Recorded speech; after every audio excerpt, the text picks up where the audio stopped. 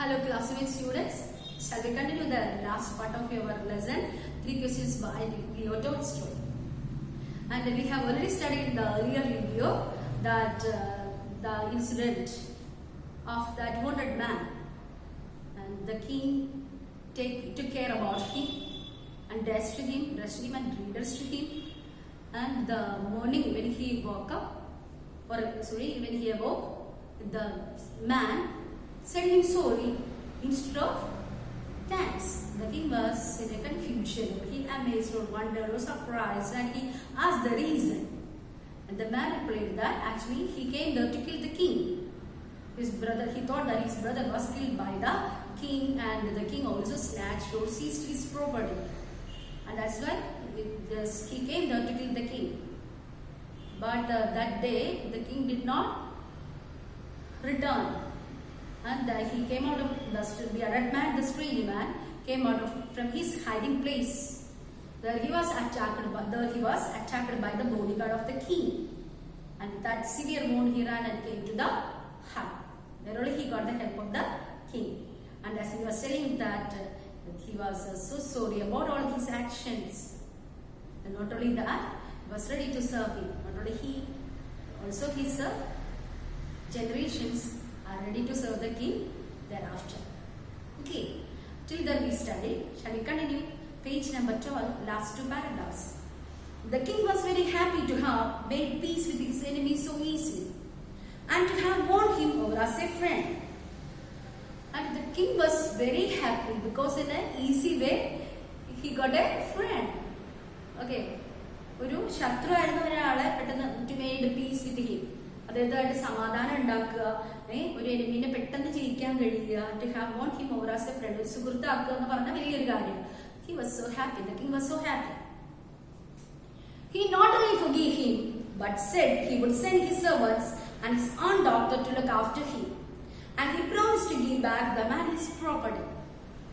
എന്താ പറഞ്ഞത്? He not only forgave him, ക്ഷമിക്കുക മാത്രമല്ല, he said he would send his doctors and servants to treat him.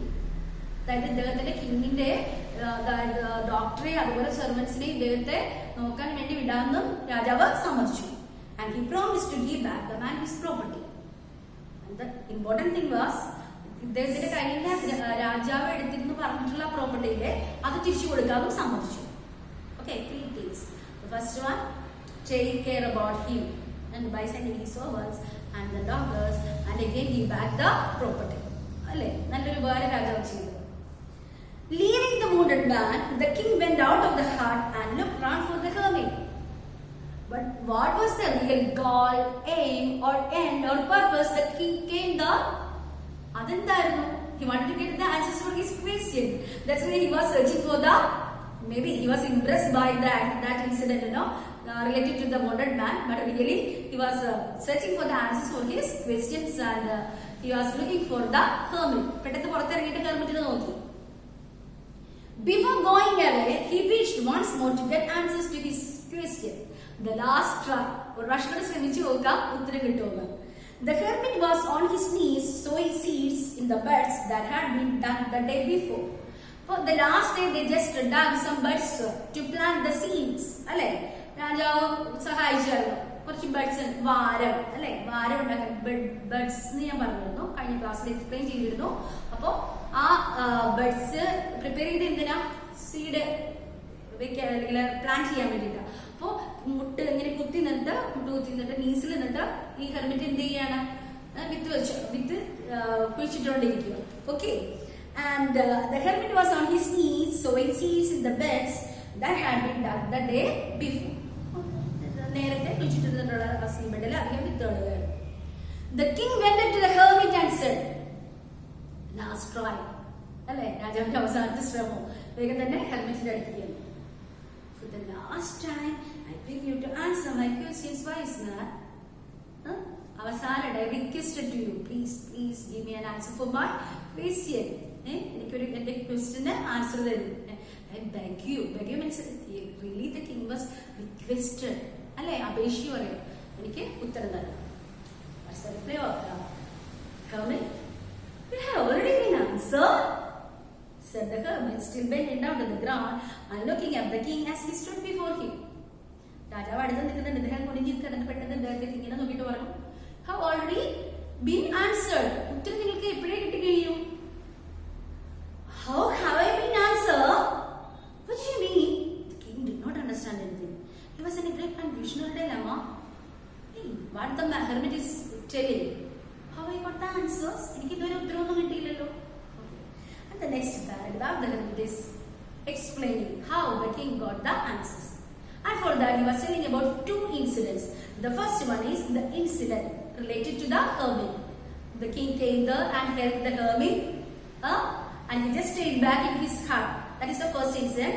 And the second incident was he just helped the wounded man. The king helped the wounded man. And he was explaining how he got the answers related to these incidents.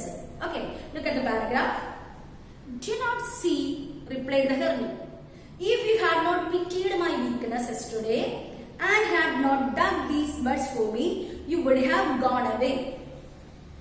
Pitied means a feeling pity. Pity means a സഹതാപം. സഹതാപം തോന്നുക അല്ലെ?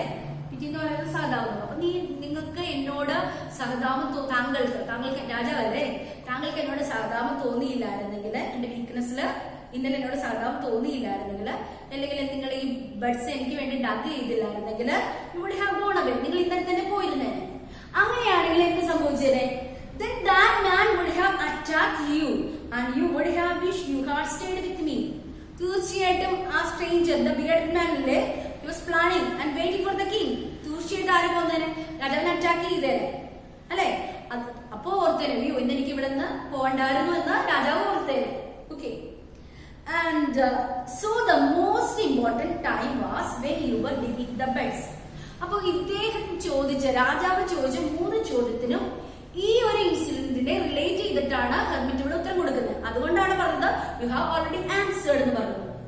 അപ്പൊ ഈ ഒരു ഇൻസിഡന്റില്, ഈ ഒരു സിറ്റുവേഷനില് ആദ്യത്തെ ചോദ്യം ഇമ്പോർട്ടന്റ് ടൈം എപ്പോഴായിരുന്നു? When you were digging the beds അല്ലെ? ഒന്നാമത്തെ ചോദ്യത്തിന്റെ ഉത്തരം. പക്ഷെ നിങ്ങൾ ഒരു കാര്യം ഓർക്കണം, ഒരു ജനറൽ ആയിട്ടല്ല അദ്ദേഹം പറഞ്ഞു കൊടുത്തത്, ഒരു സിറ്റുവേഷനോട് റിലേറ്റ് ചെയ്ത്, 2 സിറ്റുവേഷനോട് റിലേറ്റ് ചെയ്തത്.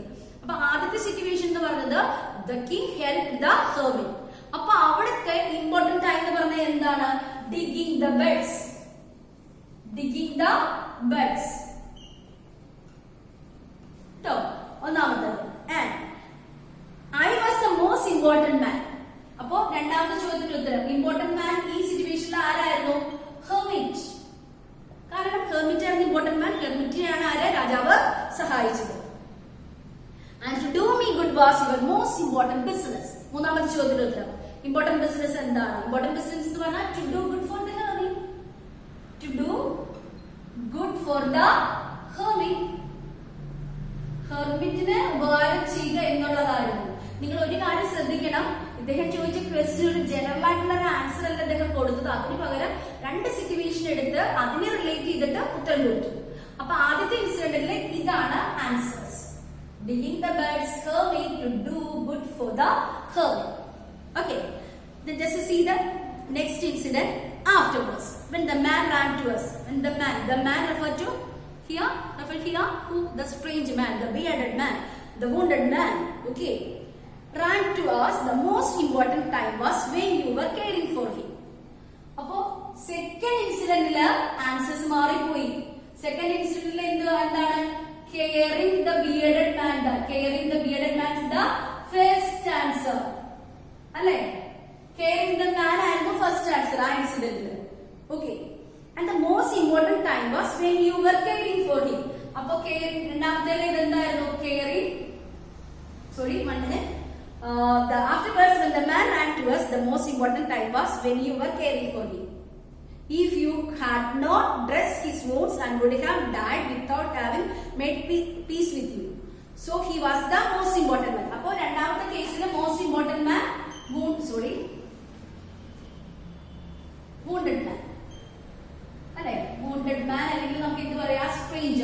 stranger ആണ് bearded man ആണ്. അപ്പോൾ അദ്ദേഹം പറയുന്നത് if you had not dressed his wounds he would have died without having made peace with you. ഇപ്പൊ ഇദ്ദേഹത്തിന് ഡ്രസ്സൊക്കെ ചെയ്ത് ഇദ്ദേഹത്തിന് ബോധം വീണു, ക്ഷമയൊക്കെ ചോദിച്ചു അല്ലെ? അതല്ലാതെ മരിക്കുകയാണെങ്കിൽ ശരിക്കും കുറ്റബോധം തോന്നിയത് അല്ലേ? പീസ് ഒരാളുമായിട്ട് നമുക്ക് ശത്രുത ഉണ്ടെങ്കിൽ ആ ശത്രുത മാറ്റാതെ മടിക്കുക എന്നൊക്കെ പറഞ്ഞിട്ടുണ്ടെങ്കിൽ അത് ഭയങ്കര ഒരു കാര്യമല്ലേ. അപ്പൊ ഇവിടെ ഹെർമിറ്റ് പറയുന്നത് എന്താ, അതിനൊരു അവസരമൊന്നും വന്നില്ല, നിങ്ങൾ ശുശ്രൂഷിക്കൂ, അദ്ദേഹത്തിന് സുഖം കിട്ടി, അതുകൊണ്ട് നിങ്ങളുമായിട്ട് സമാധാനം ഉണ്ടാക്കാൻ പറ്റും, ഒരു എനിമീനെ ഫ്രണ്ട് ആക്കാൻ പറ്റും. So he was the most important and what you did for him was your most important business. അപ്പോ മൂന്നാമത് എന്താണ് ഇമ്പോർട്ടന്റ് ബിസിനസ് എന്തായിട്ട് വരുന്നത്? What you did for the strange man. Okay, നിങ്ങൾക്ക് ഇതിന് എന്താ മനസ്സിലായത്? ഒരു ജനറൽ ആയിട്ടുള്ള ഒരു ആൻസർ ഈ രാജാവിന്റെ ചോദ്യത്തിന് പറയാൻ പറ്റത്തില്ല. ഒരു സിറ്റുവേഷൻ അനുസരിച്ച് രണ്ട് സിറ്റുവേഷൻ എടുത്തപ്പോൾ അതിന്റെ answers varies. And that is why when first the pandits or the great men came, the wise men came and gave so many answers, the king was not satisfied at all. അല്ല, രാജാവിന് ഒരു തൃപ്തി തോന്നിയില്ല. പക്ഷെ ഇവിടെ actually the hermit was a wise man only, no, intelligent man. That's why he was just picking up two incidents and telling the answers. നമുക്ക് തോന്നുന്നത് ഭയങ്കര മോസ്റ്റ് പ്രോപ്പർ ആയിട്ടുള്ള ആൻസേഴ്സ് ആണ് നമുക്ക് തോന്നുന്നത്. അപ്പോ സിറ്റുവേഷൻ അനുസരിച്ച് ഇതിന്റെ ഉത്തരങ്ങൾ മാറിക്കൊണ്ടിരിക്കും. ഒന്നാമത്തെ ഇൻസിഡന്റില് ആരായിരുന്നു ഡിഗിങ് ദ ബെഡ്സ് ആയിരുന്നെങ്കിൽ ഇവിടെ കെയറിംഗ് ദ, രണ്ടാമത്തെ സിറ്റുവേഷനിൽ caring the man, and first സിറ്റുവേഷനില് hermit, here the wounded man, and here to do good for the hermit, ഇവിടെ to do good for the wounded man. അപ്പോ സിറ്റുവേഷൻ ഡിപ്പെൻഡ്സ് സിറ്റുവേഷൻസ്. രാജാവ് ചോദിച്ച 3 ചോദ്യത്തിനും ഉത്തരം എന്താണ്? അതിൽ എന്തിനെ ഡിപ്പെൻഡ് ചെയ്തിരിക്കുന്നു?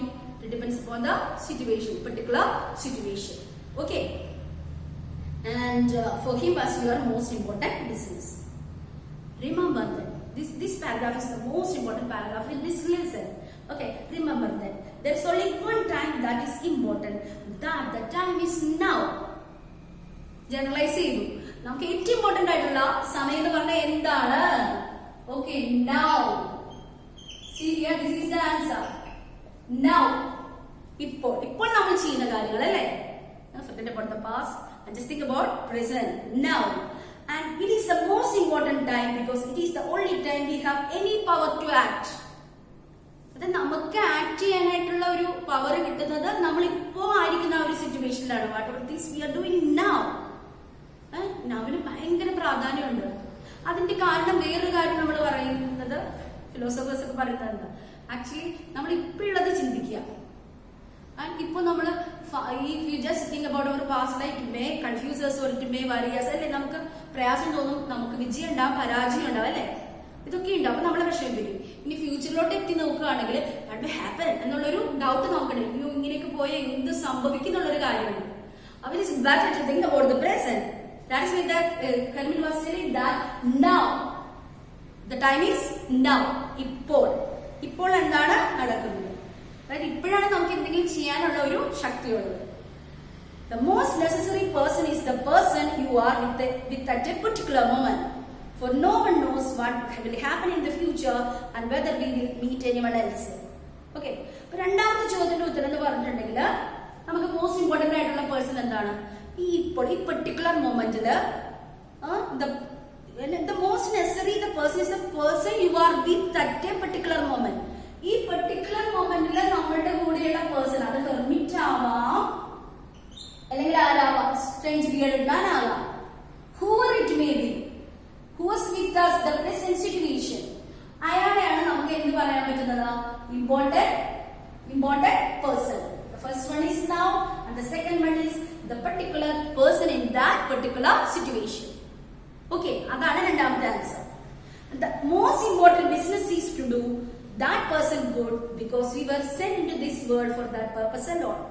ഇനി most important business, മൂന്നാമത്തെ ചോദ്യത്തിന് എന്താ? To do good for that particular person. അത് ഹെർമിറ്റ് ആവാം, അല്ലെങ്കിൽ ബിയർഡഡ് മാൻ ആവാം. അപ്പൊ പെർട്ടിക്കുലർ സിറ്റുവേഷനിൽ ആ പേഴ്സണെ ഗുഡ് ചെയ്യുന്നതാണ് ഏറ്റവും ഇമ്പോർട്ടന്റ് ആയിട്ടുള്ള business. Okay, the king got the answers for his question. The first one is now and the second one is the present situation നമ്മളുടെ കൂടെ ആയിരിക്കുന്ന person, and third one to do good for that particular person. Okay, I hope you understood. അപ്പോ important time എന്ന് പറഞ്ഞിട്ടുണ്ടെങ്കിൽ present, now. Second ക്വസ്റ്റിന്റെ answer എന്താണ്? Second ക്വസ്റ്റിന്റെ answer എന്ന് പറഞ്ഞിട്ടുണ്ടെങ്കിൽ ആ പെർട്ടിക്കുലർ സിറ്റുവേഷനിൽ ആരാണോ നമ്മുടെ കൂടെയുള്ള പേഴ്സൺ, നമ്മൾ ആർക്കാണോ ചെയ്യേണ്ടത് ആ പേഴ്സൺ ആണ് ഇമ്പോർട്ടന്റ് പേഴ്സൺ. ഇനി മൂന്നാമത് ആ പേഴ്സണ് നമ്മൾ ചെയ്തു കൊടുക്കുന്ന ഹെൽപ്പാണ് ഏറ്റവും വലിയ ബിസിനസ്. അതല്ലാതെ ഫസ്റ്റ് വൈസ്മെൻ പറഞ്ഞ പോലെ അവർ പറഞ്ഞു ആദ്യത്തെ ചോദ്യത്തിന് പല ഉത്തരങ്ങൾ പറഞ്ഞു അല്ലെ, മെജീഷ്യന്റെ അടുത്ത് പോ, കൗൺസിലേഴ്സിന്റെ കൂട്ടു, അല്ലെങ്കിൽ ടൈം ടേബിൾ പ്രിപ്പയർ ചെയ്യൂ, കുറെ കാര്യങ്ങൾ പറഞ്ഞു അല്ലെ. അതൊന്നുമല്ല നൗ പ്രസന്റ് ടൈം.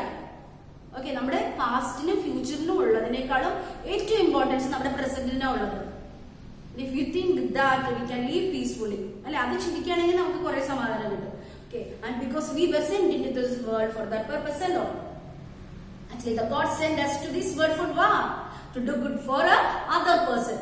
മറ്റുള്ളവർക്ക് ഉപകാരം കൊടുക്കുക, അല്ലെങ്കിൽ മറ്റുള്ളവർക്ക് ഹാപ്പിനെസ് കൊടുക്കുക, or to just share your things or be happy with the others, to do good for others. Okay, that is actually the moral for this lesson. To do good for others. And actually, Leo Tolstoy ഇങ്ങനെ ഒരു message convey ചെയ്യാനാണ് ശ്രമിക്കുന്നത് കഥയിൽ കൂടി അല്ലേ.